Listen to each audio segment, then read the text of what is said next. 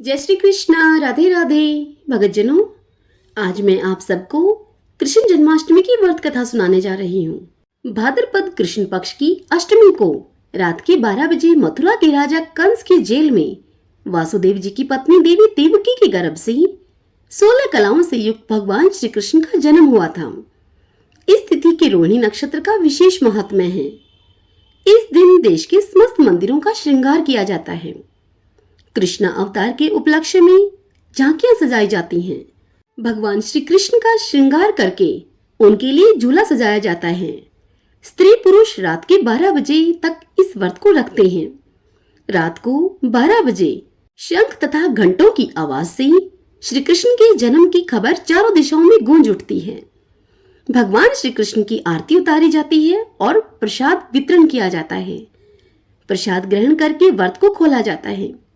आइए भगतजनों, अब कृष्ण जन्माष्टमी की व्रत कथा सुनते हैं। बात द्वापर युग की है, जब पृथ्वी पर राक्षसों के अत्याचार बढ़ने लगे थे। पृथ्वी देवी गाय का रूप धारण करके अपनी व्यथा सुनाने के लिए तथा अपने उद्धार के लिए ब्रह्मा जी के पास गई। ब्रह्मा जी पृथ्वी और सब देवताओं को साथ में लेकर भगवान विष्णु के पास क्षीर सागर में गए। उस समय भगवान विष्णु अनंत सैया पर शयन कर रहे थे। सबके द्वारा स्तुति करने पर भगवान की निद्रा भंग हो गई। तब भगवान ने ब्रह्मा एवं सब देवताओं को देखकर उन सब से उनके आने का कारण पूछा। तब पृथ्वी देवी बोली कि हे भगवान, मैं पापों के बोझ से दबी जा रही हूँ, आप मेरा उद्धार कीजिए। यह सुनकर विष्णु भगवान बोले कि अब मैं ब्रिज मंडल में अर्थात ब्रिज की धरती पर वासुदेव की पत्नी देवकी के गर्भ से जन्म लूंगा। तुम सब देवतागण ब्रिज भूमि में जाकर यादव वंश में अपना शरीर धारण करो।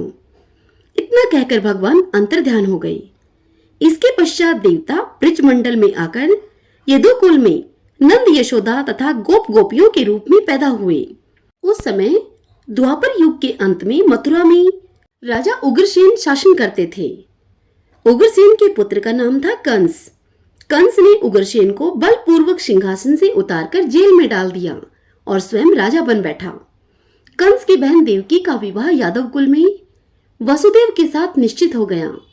जब कंस देवकी को विदा करके उसके रथ के साथ जा रहा था तो आकाशवाणी हुई कि हे कंस, जिस देवकी को तू बड़े प्रेम के साथ विदा कर रहा है उसका 8वां पुत्र तेरा संहार करेगा। आकाशवाणी की इस बात को सुनकर कंस क्रोध से भरकर देवकी को मारने को तैयार हो गया। कंस ने सोचा कि देवकी न रहेगी तो उसका कोई पुत्र भी नहीं होगा।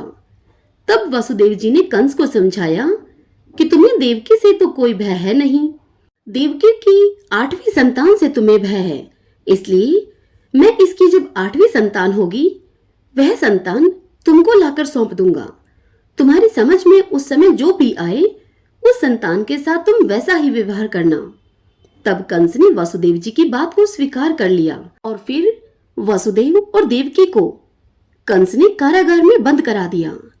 तत्काल नारद जी वहां पर आ पहुंचे और कंस से बोले कि यह कैसे पता चलेगा कि 8वां गर्भ कौन सा होगा, गिनती प्रथम से या अंतिम गर्भ से शुरू होगी। कंस ने नारद जी के परामर्श पर देवकी के गर्भ से उत्पन्न होने वाले समस्त बालकों को मारने का निश्चय कर लिया। इस प्रकार एक एक करके कंस ने देवकी के 7 बालकों को निर्दयता पूर्वक मार डाला। भाद्रपद के कृष्ण पक्ष की अष्टमी को रोहिणी नक्षत्र में श्री कृष्ण भगवान का जन्म हुआ। उनके जन्म लेते ही जेल की कोठरी में प्रकाश फैल गया। वासुदेव देवकी के सामने शंख चक्र गदा एवं पद्मधारी चतुर्भुज भगवान ने अपना रूप प्रकट करके कहा कि अब मैं बालक का रूप धारण करता हूँ। वासुदेव, तो मुझे तत्काल गोकुल में नंद के यहाँ पहुंचा दो और उनकी अभी अभी जन्म हुई कन्या को लाकर कंस को सौंप दो। तत्काल वासुदेव जी की हथकड़ियां खुल गई, दरवाजे अपने आप खुल गए, पहरेदार सब सो गए। वासुदेव जी बालक श्री कृष्ण को सौंप में रखकर गोकुल की ओर चल दिए। रास्ते में यमुना श्री कृष्ण के चरणों को स्पर्श करने के लिए बढ़ने लगी। तब भगवान ने अपने पैर लटका दिए। श्री कृष्ण के चरण छूने के पश्चात यमुना घट गई।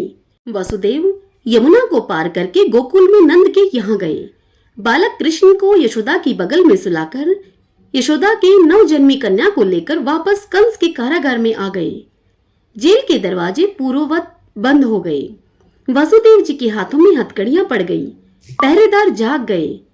कन्या के रोने पर कंस को खबर दी गई।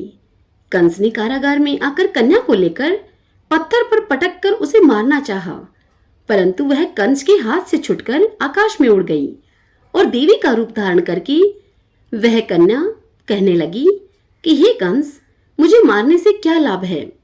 तेरा शत्रु तो गोकुल में पहुंच चुका है। यह दृश्य देखकर कंस हतप्रभ और व्याकुल हो गया।